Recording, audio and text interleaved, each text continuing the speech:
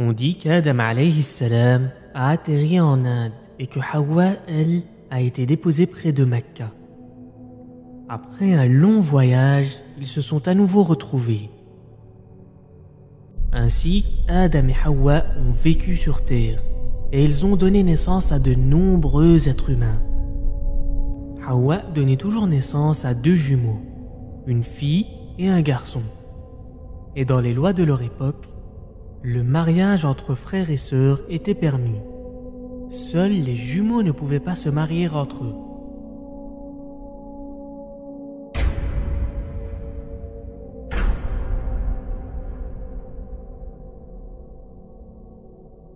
Un des prétendants, nommé Qabil, voulait épouser sa sœur jumelle. Mais cette fille devait être mariée à son frère Habil. Pour se départager, les 2 frères sont allés voir leur père, Adam alayhi salam. Et celui-ci leur a dit que chacun fasse une offrande à Allah, et Allah choisira celui qui épousera cette fille. Alors, les 2 frères sont allés préparer leurs offrandes. Qabil était un cultivateur, tandis que Habil, lui, était un berger. Ayant peu de foi, Qabil a sélectionné le plus mauvais produit de sa culture. À l'inverse, Habil, lui, a choisi le meilleur bélier de son troupeau. Le rituel se déroulait de cette façon. On devait déposer son offrande au sommet d'une montagne. Ensuite, un feu descendait du ciel et brûlait l'offrande, indiquant qu'elle a été choisie.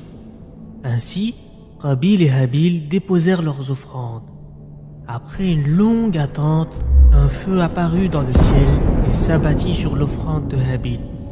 Le choix était fait. Et c'était Habil qui avait été choisi. Quand Qabil a vu cela, il s'est encore plus énervé et il a jalousé son frère. Sa jalousie l'a aveuglé au point de menacer son frère de le tuer. Jamais auparavant ce crime n'avait été commis par les descendants d'Adam. Qabil avait tellement d'envie et de haine envers son frère qu'il a pensé à le tuer. « Habil, je te tuerai, dit Qabil.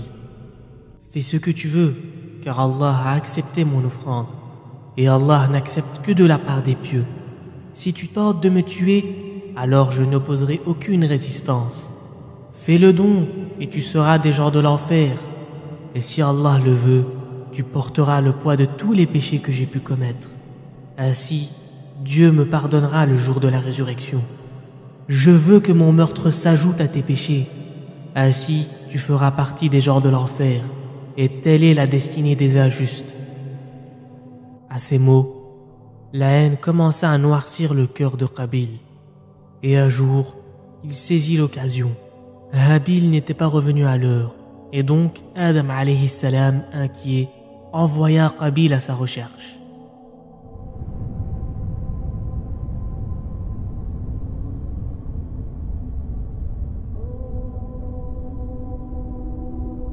Il chercha son frère jusqu'à l'avoir trouvé.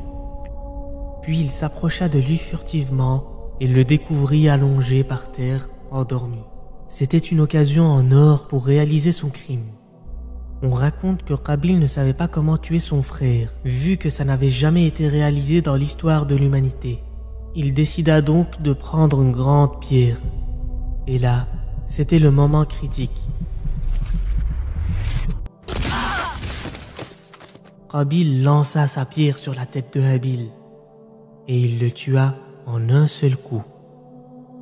Puis il s'est assis et a commencé à pleurer avec plein de regrets et se posant plein de questions. Qu'est-ce que je vais dire à mes parents? Où vais-je mettre sa dépouille? Et ainsi, Allah a voulu montrer à Qabil comment enterrer le cadavre de son frère. Il lui a donc envoyé un corbeau. Ce corbeau commença à creuser la terre. Ensuite, il a pris le corps d'un autre corbeau et l'a mis dans le trou qu'il avait creusé. Puis il a remis la terre dessus. De ce fait, à chaque fois qu'une personne commettait un meurtre sur terre, une partie de la responsabilité revenait à Qabil. واتل عليهم نبأ ابني آدم بالحق إذ قربا قربانا فتقبل من أحدهما ولم يتقبل من الآخر قال لأقتلنك قال إنما يتقبل الله من المتقين لئن بسطت إلي يدك لتقتلني ما أنا بباسط يدي إليك لأقتلك إني أخاف الله رب العالمين إني أريد أن تبوء بإثمي وإثمك فتكون من أصحاب النار وذلك جزاء الظالمين فطوعت له نفسه قتل أخيه فقتله فأصبح من الخاسرين فبعث الله غرابا يبحث في الأرض ليريه كيف يواري سوءة أخيه قال يا ويلتى أعجزت أن أكون مثل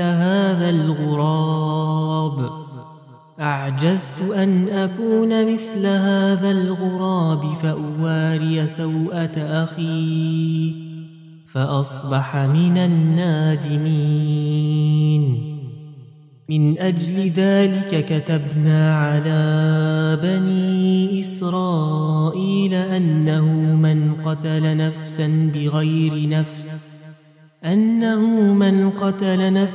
بغير نفس أو فساد في الأرض فكأنما قتل الناس جميعا ومن أحياها فكأنما أحيا الناس جميعا ولقد جاءتهم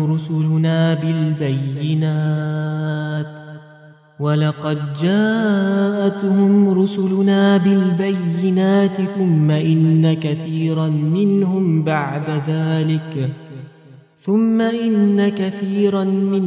بعد ذلك في الأرض لمسرفون.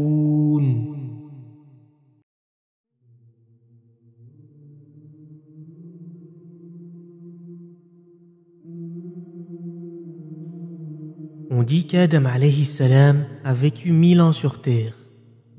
Pendant cette période, il a enseigné à sa descendance la religion d'Allah et il leur a appris comment invoquer Dieu. Tous les humains à cette époque unifiaient Allah. Ainsi, le bien se propagea sur terre. Un jour, Adam alayhi salam décida de léguer à son fils Shith alayhi salam sa mission, et qui était de transmettre à sa descendance le message de Dieu. Shith alayhi salam s'est alors chargé de cette responsabilité.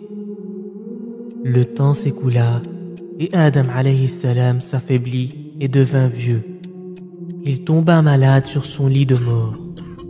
Et ainsi commença le début de la fin pour Adam alayhi salam. La fin du premier homme dans l'histoire de l'humanité. La fin de notre Père, car nous sommes tous ses enfants et il est le Père de tous les humains. C'est le premier homme que Dieu a créé. Il l'a créé avec sa main et il l'a honoré en faisant prosterner les anges pour lui. Il l'a fait entrer au paradis, puis l'a fait descendre sur terre. Et maintenant, ce sont ses derniers moments sur son lit de mort. Ses enfants se sont regroupés autour de lui et lui ont dit « Ô Père, que désires-tu » Adam alayhi salam leur a dit « Je désire des fruits ». Ainsi, ses enfants sont sortis lui chercher des fruits et sur leur chemin, ils ont rencontré des anges. Ces derniers les ont salués et leur ont demandé « Où allez-vous » Les enfants d'Adam leur ont répondu « Nous partons chercher des fruits pour notre Père ». Les anges leur ont dit « Retournez d'où vous venez, car son heure est venue. Votre Père est mort. » Tout homme, aussi longtemps qu'il vivra, il mourra un jour. Notre Père, le Père de toute l'humanité, a trépassé. Ses enfants sont revenus et ils l'ont retrouvé mort sur son lit. Son âme s'est envolée vers son Créateur. Et maintenant, ses enfants ne savent pas quoi faire. C'était la première fois qu'une personne mourait de façon naturelle. Alors, les anges leur ont appris comment faire. Ils l'ont d'abord lavé, puis l'ont enveloppé d'un tissu. Ensuite, ils ont creusé un trou et l'ont enterré dedans. Les anges ont dit alors aux enfants d'Adam, « Cela est votre sunna et votre façon d'agir avec les morts. » Et c'est ainsi que se termina l'histoire du premier prophète.